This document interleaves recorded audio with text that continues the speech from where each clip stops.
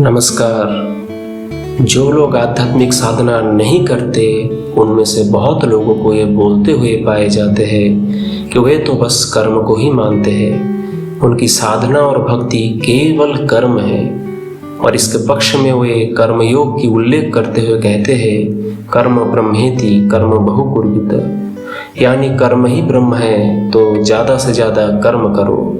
इसलिए वे आध्यात्मिक धर्म साधना ना करके केवल सुखात्मक या दुखात्मक कर्म करते जाते हैं, इस सोच के साथ कि उनके कर्म उनको मुक्ति दिलाएगी।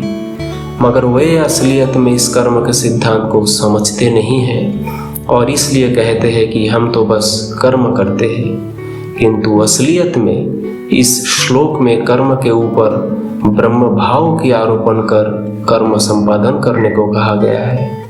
Ascribing Godhood to the कर्म, और ब्रह्म भाव से किया गया कर्म व्यक्ति की आध्यात्मिकता को और पुष्ट करती है।